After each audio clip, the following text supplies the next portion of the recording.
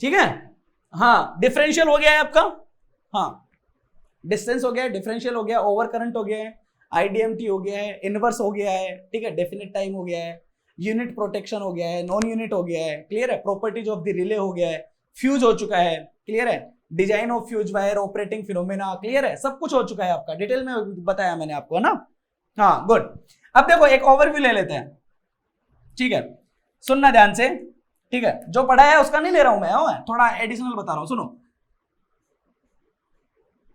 Generator protection,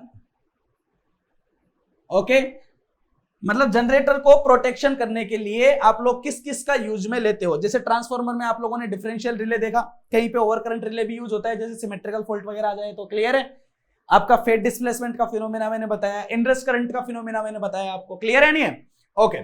तो generator में क्या क्या प्रॉब्लम्स हो सकती है और उन प्रॉब्लम्स को दूर करने के लिए हम किस किस चीज का यूज में लेते हैं, क्लियर है, ओके। तो सुन लेना, फॉल्ट एनालिसिस क्या, तो मैं बता चुका हूं आपको कि जब सिमेट्रिकल फॉल्ट वगैरह होते हैं तो हम लोग ओवर करंट रिले यूज में लेते हैं, क्लियर है। डबल एल फॉल्ट में आपका डिफरेंशियल रिले यूज में नहीं होता है, एसएलजी फॉल्ट और एलएलजी फॉल्ट में आपका डिफरेंशियल रिले यूज में हो जाता है, क्लियर है नहीं है। और सुनो, जनरेटर में और क्या क्या प्रॉब्लम्स जो है वो आपकी क्रिएट होती है और उनको हम किस किस तरीके से खत्म करते हैं, कोई कंफ्यूजन नहीं है ना, ओके। सुनना बेटा, अब देखो सबसे पहले तो अगर मैं बात करूं जनरेटर की, तो जनरेटर में एक मेजर प्रॉब्लम क्रिएट होती है, वो मेजर प्रॉब्लम क्या होती है और उसको हम किस तरीके से खत्म करते हैं, क्लियर है, ध्यान से सुनना। केस नंबर 1, ठीक है, देखते हुए चलो, इनको आप इन पे वन लाइनर क्वेश्चन बनते हैं, याद रख लेना, क्लियर हो जाएगा, क्लियर है। Case number 1, if the prime mover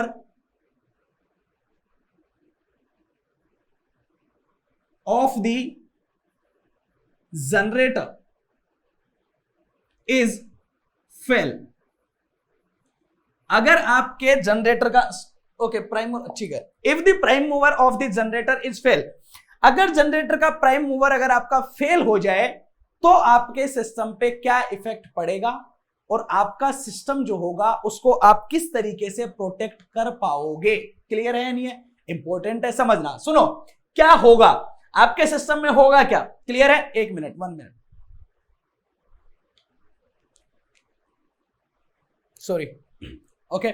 देखो, हाँ तो क्या बात कर रहे थे अपन, हाँ तो if the prime mover of the generator is fail, तो क्या होगा, तो समझना जरा ध्यान से भाई। क्या होता है, एक जनरेटर जो होता है ना, उसमें प्राइम मूवर क्या होता है, आपका रोटर होता है, उसके ऊपर क्या करते हो आप, मैकेनिकल फोर्स लगाते हो, उससे वो क्या करता है, घूमना शुरू करता है, और घूम के क्या करता है, आपका जनरेटर जो होता है वो आपका पावर को डेवलप करता है, सही बात है नहीं है। अब बेटा अगर एक बात बताओ, अगर आपका प्राइम मूवर खत्म हो जाता है तो क्या हो जाएगा, अरे आपका जो जनरेटर होगा वो वर्क किसकी तरह करने लग जाएगा, एज ए मोटर। अगर आपका जनरेटर जो होगा वो किसकी तरह वर्क करने लग जाएगा, मोटर की तरह वर्क करने लग जाएगा। क्यों, अरे देखो ये आपका बस बार है, इस बस बार से आपका क्या कनेक्टेड है, जनरेटर कनेक्टेड है, सही है। अब इस जनरेटर पे अगर आप लोगों ने प्राइम मूवर से अगर यहां पे इनपुट दे रखा है, कौन सा, मैकेनिकल इनपुट, अगर इसको मैकेनिकल इनपुट दे रखा है तो ये पावर को जनरेट करेगा, इधर करंट को फ्लो कराएगा, सही बात है। लेकिन अगर ये प्राइम मूवर ही फेल हो जाए, मतलब इसके ऊपर कोई मैकेनिकल इनपुट ना रहे, आपके रोटर को मैकेनिकल पावर ना मिले, तो क्या ये इलेक्ट्रिकल पावर को डेवलप करेगा, क्या नहीं करेगा। तो फिर क्या करेगा, अरे यहां तो आपकी बस है ना भाई, इसके ऊपर तो वोल्टेज रहेगा ही रहेगा। क्यों, क्योंकि ये बस अकेले इससे कनेक्टेड नहीं होती है बेटा, ये जाल होता है पूरा, ये किसी दूसरे सब स्टेशन से भी कनेक्टेड होगा, सही बात है नहीं है। तो एक इंफिनिटी बस, इनको बोलते हैं, इनको बोला जाता है इंफिनिटी बस। और एक इंफिनिटी बस की खास बात होती है कि वो अपने ऊपर वोल्टेज और फ्रीक्वेंसी को कभी भी चेंज नहीं होने देती है, क्लियर है, चाहे उसके ऊपर कितना भी लोड लग जाए या उसके ऊपर से आप कितना भी जनरेटर को रिमूव कर दो, क्लियर है। हाँ तो इस चीज का ध्यान रखना। तो जैसे ही मैकेनिकल इनपुट हटेगा तो क्या करेगा, ये पावर डेवलप करने की बजाय इससे पावर लेने लग जाएगा और किसकी तरह काम करने लग जाएगा, एज ए मोटर की तरह, क्लियर है नहीं है। तो इस चीज को खत्म करने के लिए हमें क्या करना चाहिए, तो सोचो, जब ये जनरेटर होगा तो करंट जाएगी ए से, अब प्राइम मूवर हटा तो करंट जाएगी ए से, क्योंकि क्या बन गया, मोटर बन गया। तो हम कुछ ऐसा रिले यूज करें जो इसमें इधर करंट जाने का अपोजिशन करे, कि वो क्या करे कि एक हाई अमाउंट ऑफ करंट को अंदर ना जाने दे। क्लियर है? मतलब इस डायरेक्शन में तो कंडक्शन करवाए तो कोई प्रॉब्लम क्रिएट ना हो, और इस डायरेक्शन में अगर करंट का फ्लो होने लग जाए हाई अमाउंट ऑफ करंट का, तो वो बोले भाई सिस्टम में प्रॉब्लम है और वो सिग्नल जनरेट कर दे। क्लियर है नहीं है? तो ऐसे रिले को क्या बोलोगे भाई, ये तो डायरेक्शन के ऊपर वर्क कर रहा है कि नहीं कर रहा है। क्लियर है नहीं है? तो इसको प्रोटेक्ट करने के लिए जो रिले यूज में लिया जाता है उस रिले को बोला जाता है बेटा डायरेक्शनल रिले। कौन सा रिले लेते हैं? Directional relay. ध्यान रखना इस चीज का। क्लियर है? इस रिले को यूज करने के लिए कौन सा रिले लेते हैं? Directional relay. हाँ, कोई कंफ्यूजन नहीं है ना? हाँ, समझना इस चीज को। ओके, हाँ, तो आपके वन लाइन में पूछा जाता है कि if the prime mover of the generator is fail then क्या होगा? तो आपका जो जनरेटर होगा वो मोटर की तरह वर्क करने लग जाएगा, और उसको प्रोटेक्ट करने के लिए हमें क्या यूज में लेना पड़ेगा? एक रिले यूज में लेना पड़ेगा, and that is called your directional relay. Clear है? ओके, देखो मैं इसको हटा देता हूं। ओके, सुन लो भाई जरा answer. Case number 2।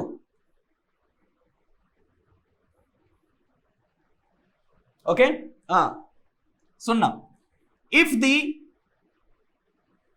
DC excitation, कहां लगा होता है डीसी एक्साइटेशन? रोटर पे। क्लियर है? मैग्नेटिक फील्ड डेवलप करता है। Okay, if the DC excitation of the generator is fail, बताओ क्या होगा अगर फेल हो जाएगा तो?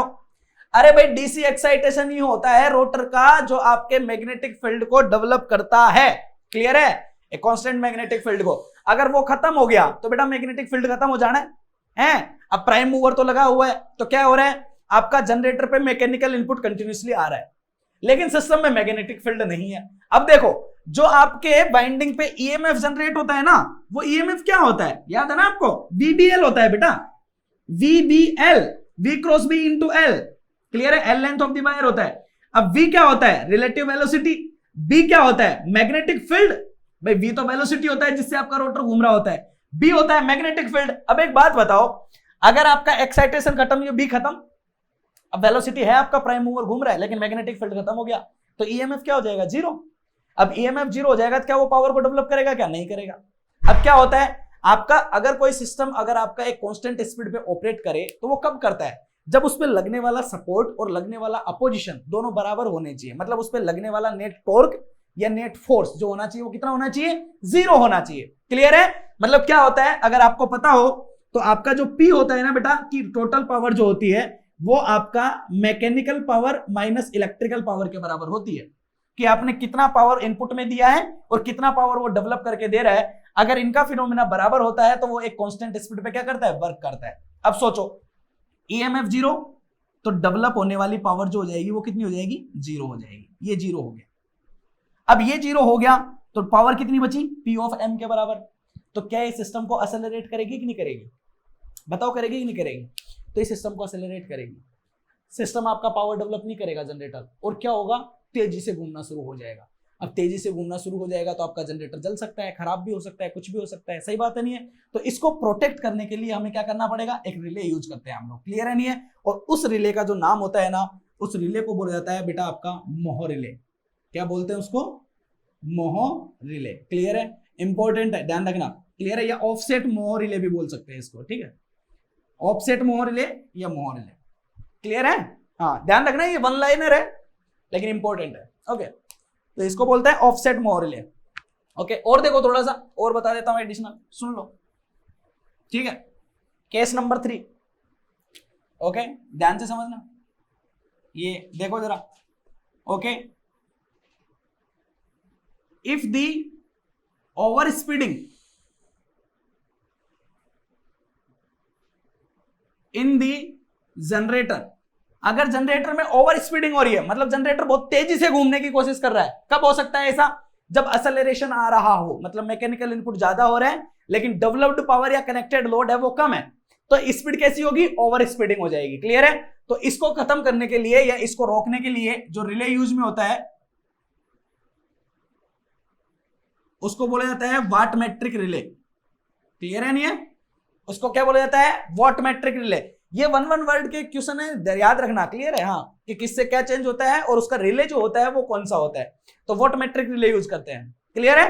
ओके, और देखो और बता देता हूं, सुनो जरा ध्यान से। केस नंबर 4, नेक्स्ट सुनना। Okay, case number 4, if the overloading on the generator, बेटा अगर ओवरलोडिंग हो जाएगी तो क्या होगा? अरे भाई देखो, ये चीज मैं पहले भी बता चुका हूं आपको, याद है ना, कि सपोज दैट आपका प्रैक्टिकल लाइफ में जो लोड कनेक्टेड होते हैं वो कैसे होते हैं? पैरेलल में होते हैं। तो जैसे एक आर है, फिर 2 आर है, सपोज दैट ये 3 आर है, ये 4 आर है, क्लियर है नहीं है? अब सपोज दैट इसको करंट चाहिए आई, ये भी आई, ये भी आई, ये भी आई, क्लियर है? सपोज दैट अगर एक ही लोड कनेक्टेड है तो यहां से आने वाली करंट कितनी होगी? सिर्फ आई के बराबर होगी, अगर ये ऐसा ही है तो। अगर 2 लग गए तो आई और आई कितना हो जाएगा? 2i, 3 लग गए तो 3i, और 4 लग गए तो 4 ऑफ i। मतलब बेटा जैसे जैसे लोड बढ़ता है ना, ओवरऑल इंपीडेंस की वैल्यू कम होती जाती है, क्योंकि प्रैक्टिकल लाइफ में लोड कैसा होता है? पैरेलल होता है, क्लियर है? और आपका फ्लो होने वाली करंट की वैल्यू क्या होती जाती है? बढ़ती जाती है, क्लियर है? तो इस चीज को आप समझो जरा, कि अगर जैसे जैसे आपके सिस्टम में लोड बढ़ता जाएगा, अगर वो ओवरलोडिंग हो गया तो extremely high amount of current का फ्लो होना शुरू हो जाएगा।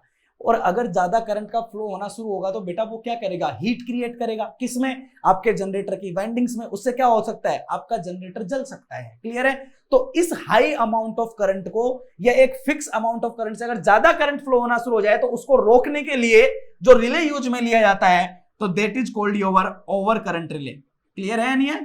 तो इसको प्रोटेक्शन के लिए कौन सा रिले यूज में होता है बेटा? Over current relay. I think इसमें कोई कंफ्यूजन नहीं होगा, ओवर करंट रिले होता है ये, क्लियर है? हाँ, ओके, और बता देता हूं, और सुनो, सुनना जरा ध्यान से। एक और पूछ लेता है कभी कभी वो आप लोगों से, केस नंबर 4, ध्यान से सुनना, ओके?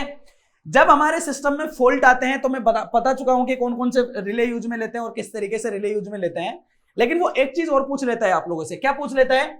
कि जब हमारे सिस्टम में अनसिमेट्रिकल फॉल्ट आते हैं, कौन से फॉल्ट? अनसिमेट्रिकल फॉल्ट, क्लियर है?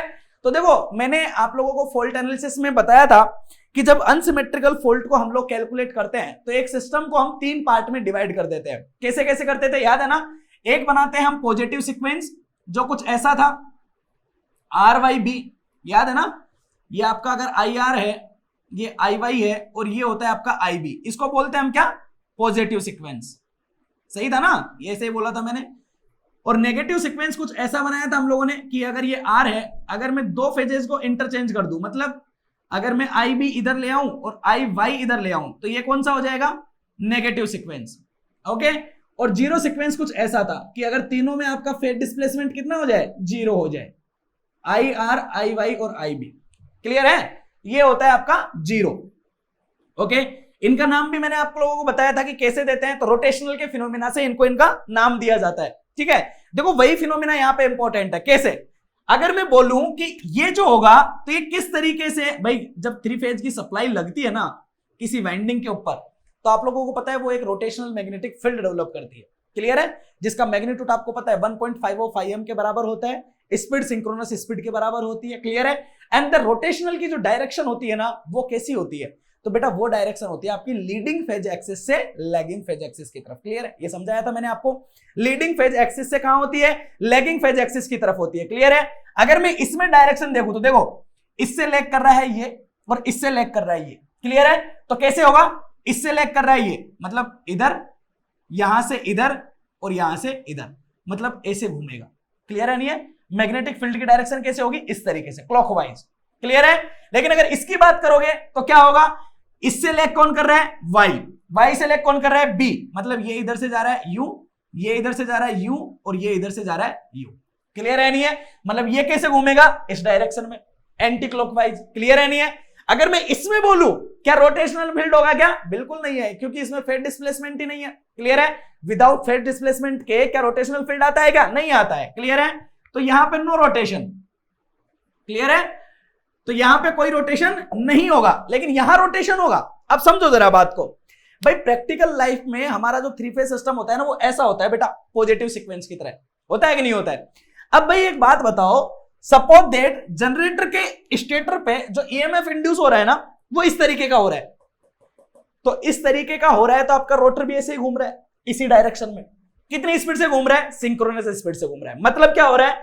मतलब यह है कि भाई रोटर का मैग्नेटिक फील्ड इस डायरेक्शन में घूम रहा है, कितनी स्पीड से? ns से। अब अगर मैं देखूं पॉजिटिव सीक्वेंस के लिए तो ये भी इसी तरीके से घूम रहा है, क्लियर है। कितनी स्पीड से घूमेगा, ये भी भाई ns स्पीड से ही घूमेगा क्योंकि मैग्नेटिक फील्ड है, क्लियर है। वही 3 फेज वाला फिनोमिना है, तो बेटा ये भी इसी डायरेक्शन, ओके ये भी रेड ही है, वो ही ब्लैक ही है, ओके। तो ये भी इसी डायरेक्शन में घूमेगा, कितनी स्पीड से, ns से, विजिबल है ना ये, ओके हाँ ns से। तो अगर मैं रिलेटिव वेलोसिटी देखूं, क्या देखूं मैं, रिलेटिव वेलोसिटी, ओके बारीक चल रहा है थोड़ा, ठीक है, ओके। तो अगर मैं रिलेटिव स्पीड देखूं तो दोनों के बीच में रिलेटिव स्पीड कितनी है, 0 है। अगर रिलेटिव स्पीड 0 है तो क्या इस पॉजिटिव सीक्वेंस की वजह से कोई प्रॉब्लम क्रिएट होगी क्या, नहीं, क्योंकि ये में v cross b into L होता है। अगर रिलेटिव वेलोसिटी 0 तो इफेक्ट खत्म, कोई नेगेटिव इफेक्ट नहीं होता है। लेकिन बेटा अगर यहां देखोगे ना आप तो सोचो, प्रैक्टिकल लाइफ का आपका रोटेशनल फील्ड है वो ऐसे घूम रहा है ns से, ये कौन सा है, ये वो है जो फोल्टोल्ट नहीं आ रहा है, जिसमें रोटर घूम रहा है, क्लियर है। सपोज दैट ये समझ लो कि ये रोटर घूम रहा है आपका, ये रोटर घूम रहा है आपका, क्लियर है। लेकिन इसकी वजह से जो फील्ड आएगा वो कैसे घूमेगा, तो बेटा वो अपोजिट डायरेक्शन में घूमेगा, ns। मतलब ये ऐसे हो गया, एक व्हीकल जा रहा है इधर, एक व्हीकल जा रहा है इधर। अब अगर आप बोलोगे कि रिलेटिव स्पीड कितनी है, तो अगर बेटा मैं यहां पे बोलूं कि आपकी रिलेटिव स्पीड कितनी है, तो बेटा आपकी रिलेटिव स्पीड हो जाएगी वो किसके बराबर हो जाएगी, 2ns के बराबर हो जाएगी। ये तो घूमता ही नहीं है तो इसका तो इफेक्ट होता नहीं है, क्लियर है नहीं है। तो होगा क्या, यहां पे 2ns की वजह से आपको पता है ना EMF जो होता है वो क्या होता है, वो आपका होता है v cross b into L, और ये कौन सी होती है, रिलेटिव वेलोसिटी ही होती है आपकी, क्लियर है। अगर रिलेटिव वेलोसिटी बहुत ज्यादा हाई है तो बताओ ये वाइंडिंग के ऊपर एकदम से कितना जबरदस्त तरीके से मैग्नेटिक फील्ड डेवलप करेगा, क्लियर है नहीं है। और अगर आपको याद हो ना तो इस मेथड को प्लगिंग भी बोला जाता है, अगर आपको याद हो तो ये आपका स्पीड कंट्रोल का एक मेथड है जिसको प्लगिंग भी बोला जाता है कि इफ एनी टू स्विचेज, अगर एनी टू टर्मिनल्स को अगर इंटरचेंज कर दिया जाए तो ये सिंक्रोनस मोटर का या इंडक्शन मोटर का ये आप लोगों के वो है एक आपका स्पीड कंट्रोल का मेथड है जिसका नाम दिया जाता है प्लगिंग, क्लियर है नहीं है। तो अगर आप लोगों ने प्लगिंग भी पढ़ा हो तो आप लोगों को वहां भी क्लियर हुआ होगा कि इसकी वजह से एक extremely high amount of current का या हीट का जो है वो क्या होता है, एक प्रोडक्शन होता है, और वो हीट इतनी जबरदस्त होती है कि वो सर्किट की वाइंडिंग्स को जला सकती है, क्लियर है। इसलिए इसको हम अधिकतर यूज में भी नहीं लेते हैं, याद है ना। तो ये जो चीज है ना, ये नेगेटिव सीक्वेंस, ये बहुत ज्यादा क्या होता है, डेंजर होता है बेटा। तो इस डेंजर्स को, इसको ब्रेकिंग फिनोमिना भी बोलते हैं, क्लियर है। तो इसके इफेक्ट को खत्म करने के लिए भी एक रिले यूज में लिया जाता है, और इसका इफेक्ट इतना खतरनाक होता है कि उसका नाम ही इसके नाम के ऊपर होता है। और उसको कौन सा बोलते हैं, तो उसको बोलते हैं बेटा नेगेटिव सीक्वेंस रिले। क्या बोलते हैं उसको, नेगेटिव सीक्वेंस रिले, क्लियर है नहीं है, क्लियर रहेगा ना माइंड में कि ये खतरनाक क्यों है और क्यों यूज में लिया जाता है। तो इसको नेगेटिव सीक्वेंस रिले बोलते हैं और इसलिए यूज में लेते हैं, कोई कंफ्यूजन नहीं है। तो देखो ट्रांसफार्मर का भी मैंने एक बार ले लिया था, जनरेटर का भी मैंने बता दिया है, ये ध्यान रखना, सिंपल सिंपल से पॉइंट है दो चार, है ना। ओके गुड, हाँ अब सुन लो, हो गया, हाँ सुनो। अब मैंने आप लोगों को ट्रांसमिशन लाइन का मैंने पहले बता दिया था कि ट्रांसमिशन लाइन में डिस्टेंस रिले वगैरह जब बताया था मैंने, तो आप लोगों को ट्रांसमिशन लाइन का काफी जिक्र किया था हम लोगों ने, ठीक है ओके। फिर भी थोड़ा सा और समझ ला, ध्यान से सुनना, एक छोटी सी चीज है उसको समझ लेना, दैट इज कॉल्ड ग्रेडिंग, ठीक है। ये डिफरेंशियल रिले नहीं चल रहा है अभी, ओके। तो ये ग्रेडिंग क्या होती है समझना, कभी कभी वर्ड यूज में ले लेता है आप लोगों से ग्रेडिंग। ये ग्रेडिंग जो होती है ना, ये यूज में आती है किसमें, ट्रांसमिशन लाइन में, क्लियर है। दो तरह की होती है ये, क्या क्या होता है, तो एक होता है आपका टाइम ग्रेडिंग, क्लियर है, थोड़ा सा बस याद रखना इसको। एक होता है आपका टाइम ग्रेडिंग, ओके, और एक होता है बेटा आपका करंट ग्रेडिंग।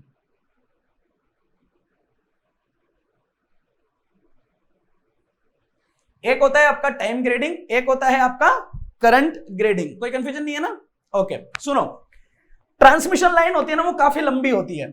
सपोज दैट ये आपका जनरेटिंग स्टेशन है, यहां से ट्रांसमिशन लाइन चली और यहां पे जाके आपका लोड कनेक्टेड है। इसी तरीके से मैं इधर भी बना देता हूं, ये दोनों ही आपके ट्रांसमिशन लाइन पे यूज होते हैं, क्लियर है। तो सपोज दैट ये आपका जनरेटर है बेटा यहां पे, और ये आपका क्या है, लोड है। अब आपको पता है कि हम लोग जो प्रैक्टिकल लाइफ में ट्रांसमिशन लाइन को प्रोटेक्ट करने के लिए जो रिले लगाते हैं वो रिले होता है आपका डिस्टेंस रिले, याद है ना आप लोगों को, बिल्कुल। तो वो डिस्टेंस रिले की एक डिस्टेंस अपन लोगों ने एक स्पेसिफाई की थी जिसका नाम दिया था रीच। बोला था ना कि ये एक पर्टिकुलर उस वैल्यू तक ही आपका जो सिस्टम होता है उसको प्रोटेक्ट कर पाता है, उसके आगे जाने पे ये आपके सिस्टम को प्रोटेक्ट नहीं कर पाता है या अच्छे से ऑपरेट नहीं होता है। ओके, और वो आपका एक प्राइमरी रिले नहीं बनके फिर सेकेंडरी बन जाता है और बैकअप की तरह काम करने लग जाता है। क्लियर है? तो प्राइमरी कहां तक रहता है? सिर्फ और सिर्फ रीच तक ही रहता है। क्लियर है? ओके, तो सपोज दैट इसमें क्या होता है, पर्टिकुलर डिस्टेंस तक के लिए इसमें अलग अलग क्या लगे होते हैं, रिले लगे होते हैं। सपोज दैट इतनी डिस्टेंस के लिए एक रिले लगा हुआ है यहां पे कि भाई इतनी डिस्टेंस में फॉल्ट आ जाएगा तो ये क्लियर करेगा, इतनी डिस्टेंस के लिए एक रिले लगा हुआ है कि इधर आ जाएगा तो ये क्लियर करेगा, और इतने के लिए ये लगा हुआ है कि भाई इसमें अगर फॉल्ट आ गया तो ये वाला क्लियर करेगा। क्लियर है? हाँ, कोई कंफ्यूजन है? नहीं? ओके, अब सुनो क्या होगा, ध्यान से समझना जरा है। हाँ, सपोज दैट ये आपका ए हो गया रिले, ये आपका रिले बी हो गया, ये हो गया आपका रिले सी। क्लियर है? ये पॉइंट हो गया सपोज दैट आपका, इसको मैं F1 बोल देता हूं, ये पॉइंट को मैं F2 बोल देता हूं, और इस पॉइंट को मैं बोल देता हूं F3। क्लियर है? ये जो रिले होते हैं ना बेटा, अगर सपोज दैट यहां पे फॉल्ट आ गया तो ये वाला रिले ऑपरेट करेगा। क्लियर है?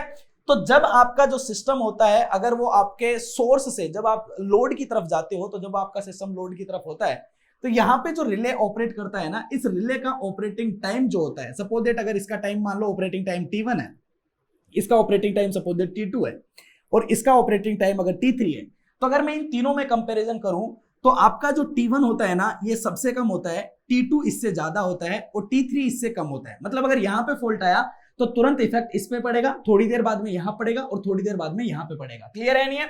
बट इस चीज को थोड़ा ध्यान से समझने की कोशिश करना। क्या होगा, जैसे ही यहां पे फॉल्ट आएगा ना, फॉल्ट आते ही सबसे पहले इन तीनों रिले में से जो ऑपरेट करेगा वो ऑपरेट करेगा आपका रिले नंबर सी।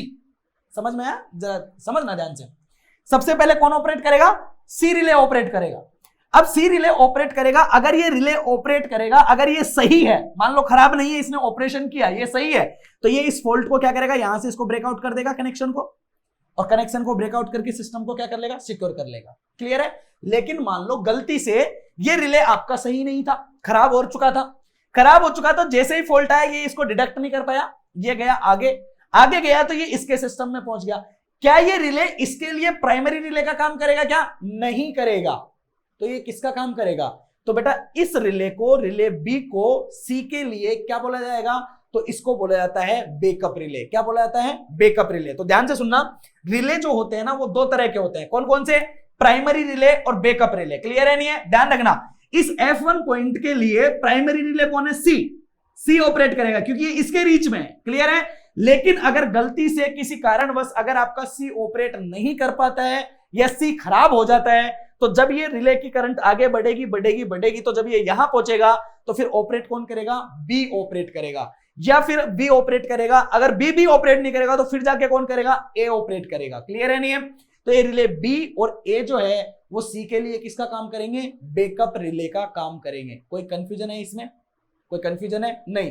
तो इसी को बोला जाता है ग्रेडिंग। मतलब अलग अलग रीजन के लिए अलग अलग रिले ग्रेड किए जाते हैं, मतलब सेट किए जाते हैं, और इनका वर्किंग फिनोमिना कुछ इस तरीके से होता है कि अगर ये ऑपरेट नहीं करेगा तो ये करेगा, ये नहीं करेगा तो ये करेगा। अब सोचो, अगर फॉल्ट आया F2 पे, कहां पे आया फॉल्ट? F2 पे। अगर फॉल्ट F2 पे आया तो इसके लिए प्राइमरी कौन हुआ? बी, ये ऑपरेट करेगा। अगर इसने ऑपरेट नहीं किया तो देखो करंट इधर से आ रही है, ये जनरेटर साइड है, सही बात है नहीं है? तो जैसे यहां से मान लो ट्रांसमिशन लाइन टूट के जमीन पे गिर गई तो ये कनेक्शन तो वैसे ही हट गया, सही है? अब जैसे ही फॉल्ट यहां पे आया तो सबसे पहले ऑपरेट कौन करेगा? बी करेगा। अगर बी किसी कारणवश ऑपरेट नहीं कर पाया तो फिर ऑपरेट कौन करेगा? ए करेगा। तो इस बी के और ए के अगर ऑपरेशन में अगर आप टाइम देखो तो सबसे पहले तुरंत बी पे इफेक्ट आएगा, उसके कुछ देर बाद ए पे ऑपरेशन पहुंचेगा, सही बात है नहीं है?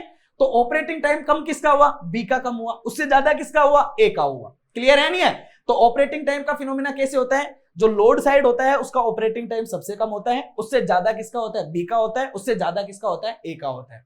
फिनोमिना कैसे होता है? अगर फॉल्ट यहां आता है तो सी प्राइमरी की तरह होता है, ये दोनों इसके क्या दिखाएंगे? बैकअप दिखाएंगे। क्लियर है? अगर यहां आएगा तो ये प्राइमरी हो जाएगा, ये क्या दिखाएगा? बैकअप दिखाएगा। अगर यहां आएगा तो ये क्या दिखाएगा? ये इसका प्राइमरी हो जाएगा। सही बात है कि नहीं है? तो ये इस तरह का क्या होता है? कनेक्शन होता है। क्लियर है? तो इसमें दो चीजें हैं। क्या क्या चीजें हैं? तो पहली चीज, इसका एडवांटेज क्या है? ठीक है, इसका एडवांटेज क्या है? कौन से का? टाइम ग्रेडिंग का। क्या एडवांटेज है? कि इसमें बैकअप है। क्या है इसमें? बेकअप है। क्लियर है नहीं है? मतलब अगर ये ऑपरेट नहीं करेगा तो ये करेगा, ये नहीं करेगा तो ये करेगा, मतलब आपका सिस्टम प्रोटेक्ट हो जाना ही हो जाना है। क्लियर है नहीं है? दूसरी चीज, इसमें डिसएडवांटेज क्या है? क्लियर है? इसके एडवांटेज और डिसएडवांटेज याद रखना। क्लियर है?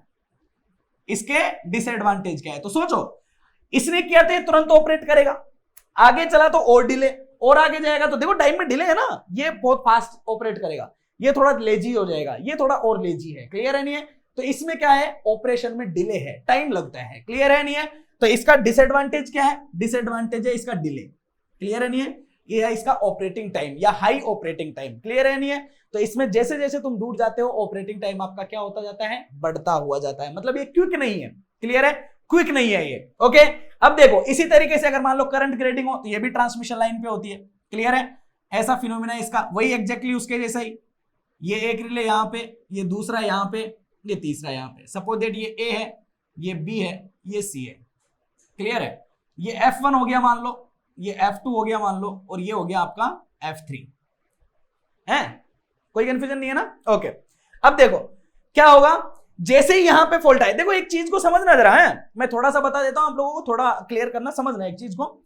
जैसे सपोज दैट, इसको थोड़ी देर के भूल जाओ, जैसे सपोज दैट ये जनरेटर है ना, और ये है आपकी बेटा ट्रांसमिशन लाइन। अब आपको पता ही है ट्रांसमिशन लाइन पे आप जितना दूर जाते हो आपका इंपीडेंस जो होता है ट्रांसमिशन लाइन का बढ़ता जाता है, क्योंकि Z/L के बराबर होता है। सही बात है नहीं है?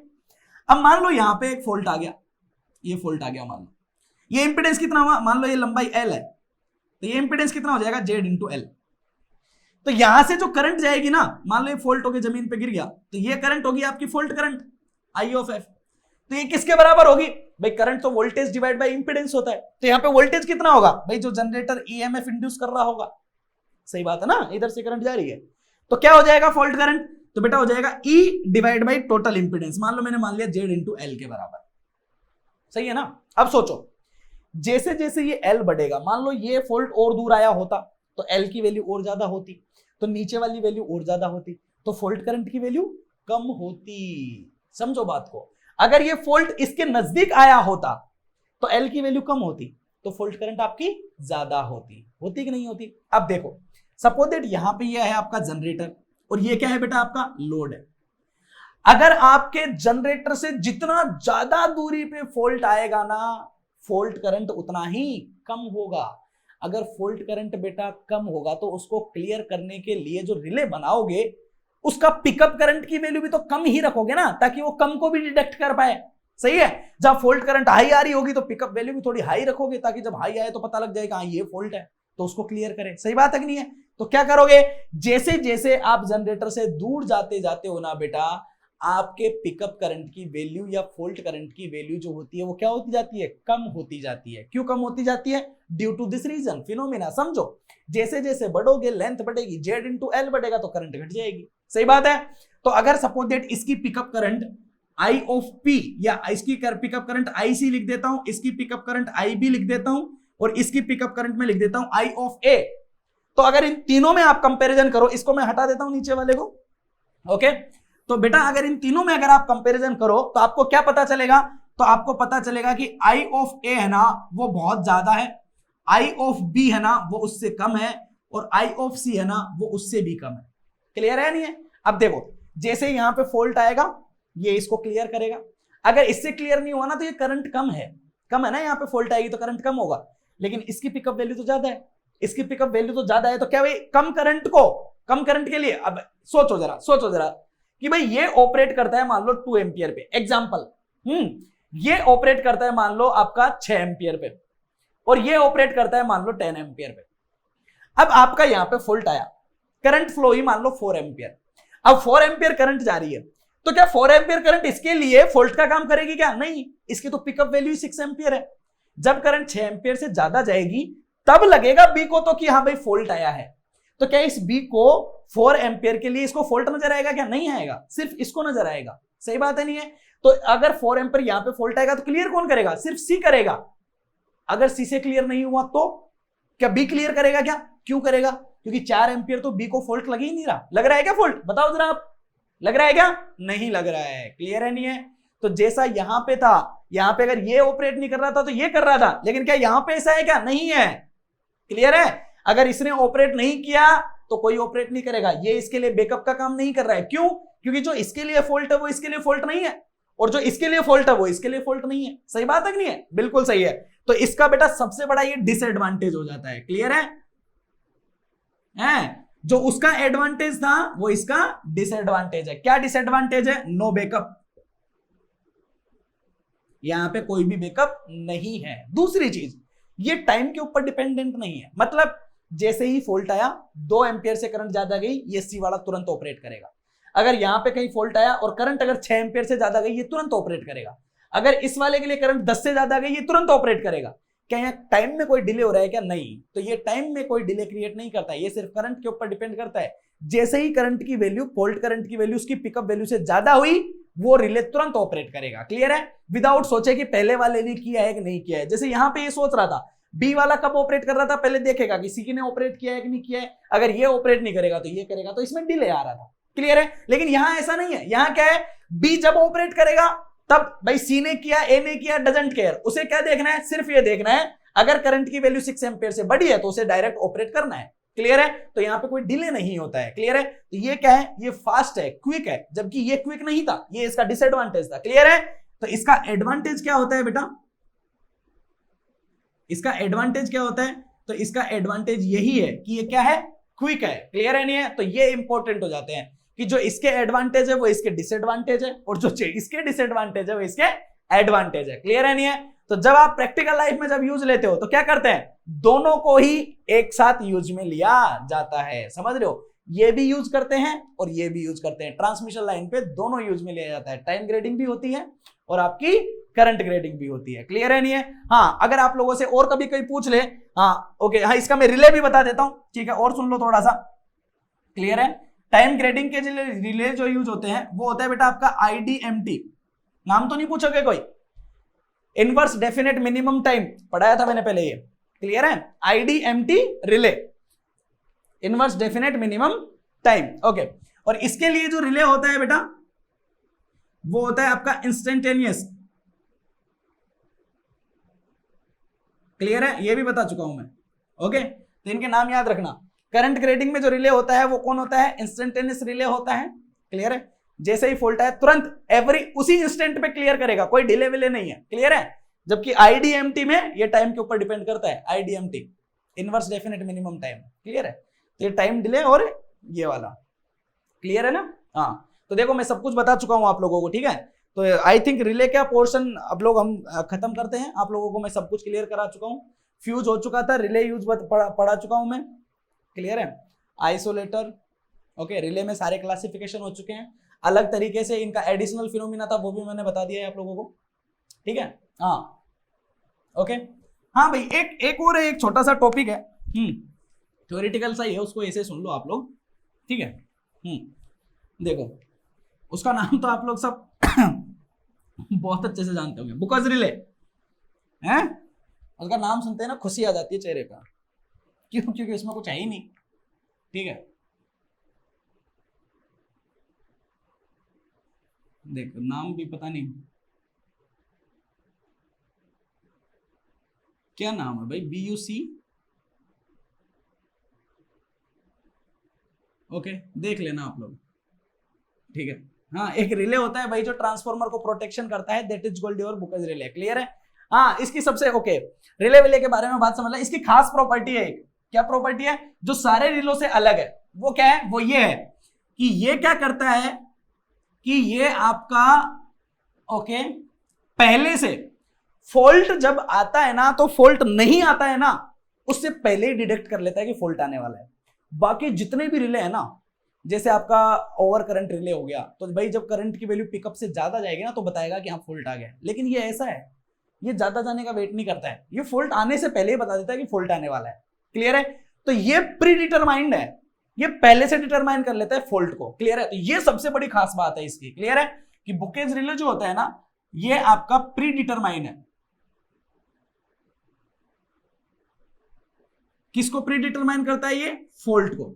फॉल्ट को ये पहले से प्री डिटरमाइन कर लेता है कि हाँ भाई फॉल्ट आने वाला है, सेंस कर लेता है पहले से। क्लियर है? ओके, क्या ऑपरेशन है इसका? तो इसका कोई सबसे दूसरी खास बात, ये जो यूज होता है ये only and only oil transformer के लिए यूज में होता है, मतलब वो वाला ट्रांसफार्मर जिसमें आपका कूलिंग के लिए ऑयल भरी जाती है या इंसुलेशन के लिए ऑयल भरी हुई होती है, क्लियर है, उसके लिए यूज में होता है। कैसा शेप होता है इसका, तो देख लो बुकेज रिले कुछ ऐसा होता है, ठीक है। ये इधर जो होता है ये ट्रांसफार्मर से कनेक्टेड है, इधर ये आपका ट्रांसफार्मर है, ठीक है। और इसमें इधर जो होता है ये कंजर्वेटर टैंक होता है,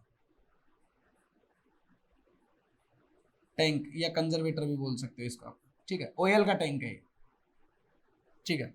इसमें भी आपका ऑयल भरी हुई होती है, ठीक है। इसमें इस तरीके से कनेक्शन होता है एक छोटा सा, ठीक है। ये कुछ ऐसा होता है, यूं यहां से थोड़ा सकड़ा होता है, यूं कनेक्टेड होता है दोनों से ऐसा,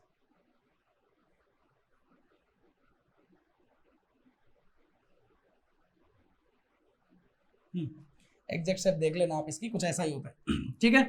यहाँ पे इस पे एक, यहाँ पे ऑयल का ये कनेक्शन होता है इस तरीके से, तो ऐसे इसमें ऐसे नॉर्मल तरीके से कोई ऑयल होती है, दोनों में कनेक्टिविटी होती है।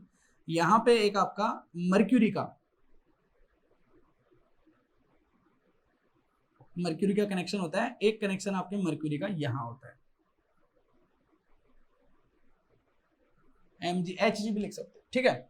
और ये दोनों जो कनेक्शन होते हैं ये यहाँ से एक अलार्म क्लॉक से कनेक्टेड होता है, ये ऐसा क्लॉक समझ लो, ये भी एक क्लॉक से कनेक्टेड होता है, क्लियर है। ये कुछ ऐसा है, ये आपका अलार्म क्लॉक है, क्लियर है। देख लो इसको एक बार क्या होता है, बस इसका वर्किंग फिनोमेना समझ लेना, ठीक है। डायग्राम में एक नॉर्मल सा होता है, समझना क्या होता है। देखो ये होता है, जब क्या होता है कि आप जब आपका ट्रांसफार्मर वगैरह होता है ना, जब ट्रांसफार्मर में आप क्या करते हो, एक हाईली लोड कनेक्टेड कर देते हो, तो क्या होता है, लोड के इंक्रीज होने से क्या होता है, आपको पता है करंट की वैल्यू इंक्रीज होती है। अब जैसे ही करंट की वैल्यू इंक्रीज होती है ना, जब एक हेवी अमाउंट ऑफ करंट का फ्लो होना शुरू होता है, तो क्या होता है, वाइंडिंग्स में हीट प्रोड्यूस होना शुरू हो जाता है, I2RT के अकॉर्डिंग, क्लियर है। तो वो जो हीट प्रोड्यूस होता है ना, उस हीट की वजह से क्या होता है, तो बेटा जब हीट प्रोड्यूस होगा तो ये वाइंडिंग्स होती है ना, वो जल भी सकती है, प्रॉब्लम क्रिएट होती है। तो उनको जलने करने से रोकने का काम कौन करता है भाई, यहाँ पे ये जो इसमें ऑयल भरा हुआ होता है ट्रांसफार्मर में, उसका काम ही वही होता है कि उसको प्रोटेक्ट करना, क्लियर है, उसको कूलिंग प्रोवाइड करना, इंसुलेशन प्रोवाइड करना, क्लियर है नहीं है। तो क्या होता है, जैसे ही वो हीट जब डेवलप होना शुरू होती है ना, तो ये जो ट्रांसफार्मर में ऑयल भरा हुआ होता है ना, ये ऑयल क्या होता है, गर्म होना शुरू कर देता है।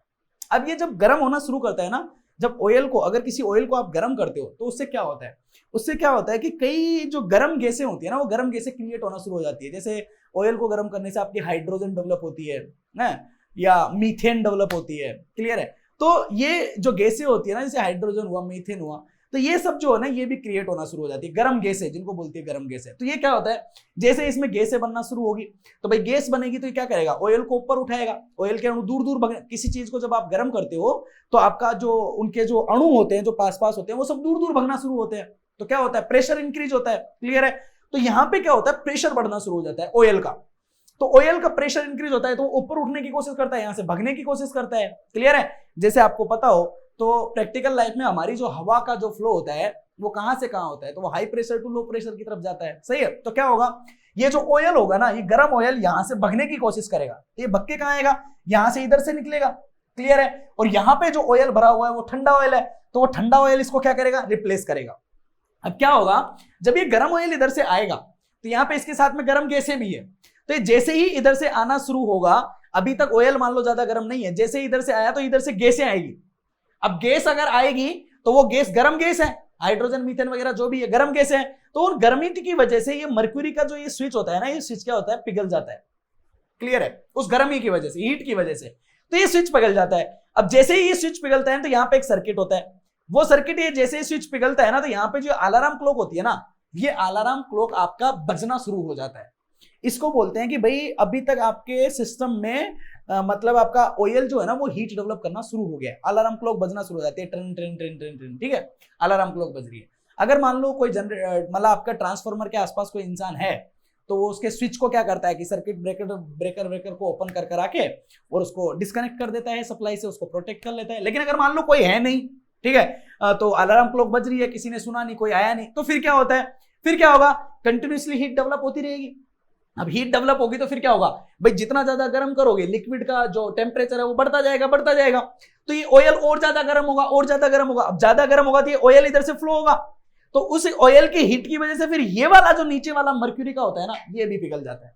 अब जब ये भी पिघल जाएगा तो फिर क्या होगा, ये वाली अलार्म क्लॉक बजेगी, और फिर क्या करता है, ये वाला जैसे ही पिघलता है ना, ये रिले जो होता है ना, वो सर्किट ब्रेकर को क्या भेज देता है, वो सर्किट ब्रेकर को फिर क्या भेजता है, आपका इंफॉर्मेशन भेजता है कि हाँ सिस्टम में अब जो है वो रिले जो है, वो जो फॉल्ट है वो पीक लेवल पे पहुंच चुका है, कि भाई अब अगर ओपन नहीं किया ना तो आपका ट्रांसफार्मर क्या हो जाने वाला है, जल जाने वाला है। तो ये जैसे ही नीचे वाला ये अलार्म, ये मर्क्यूरी वाला पिघलता है, तो ये आपका सिग्नल भेजता है किसको, सर्किट ब्रेकर को, और सर्किट ब्रेकर सिस्टम को क्या कर देता है, ओपन कर देता है। क्लियर है? तो देखो इसकी खास बात क्या है, इसकी खास बात ये है कि फॉल्ट आया नहीं है, फॉल्ट नहीं आने से पहले इसने क्या कर दिया, अलार्म बजा दिया कि फॉल्ट आने वाला है। तो ये इसकी खास बात है कि ये प्री डिटरमाइंड होता है, पहले से डिटरमाइन कर लेता है कि फॉल्ट आने वाला है सिस्टम में। क्लियर है? हाँ, और ये आपका कैसा होता है, ऑयल ट्रांसफार्मर में यूज होता है, कि जहां पे आपका प्रोटेक्शन के लिए किसको यूज में लिया जाता है, ऑयल को यूज में लिया जाता है। क्लियर है? ओके, हाँ, तो ये छोटा सा एक टॉपिक था। ओके, अब आपका इंपॉर्टेंसी जो है वो ये है कि कल से आपका जो अगला है वो हम सर्किट ब्रेकर पढ़ेंगे। आपका रिले में सब कुछ कंप्लीट हो चुका है आपका, और भी अगर आप लोगों को मान लो कुछ चाहिए रिले में, कोई एडिशनल नॉलेज अगर आपको चाहिए हो, तो आप लोगों के पास मेरे कॉन्टेक्ट नंबर है, ऐसे ही आप लोग व्हाट्सएप पे मैसेज कर देना, ठीक है? हाँ, या लोग कमेंट कर देना, कोई प्रॉब्लम नहीं है। Okay, very good, thank you. कल से हम लोग सर्किट ब्रेकर पढ़ेंगे। Okay, good.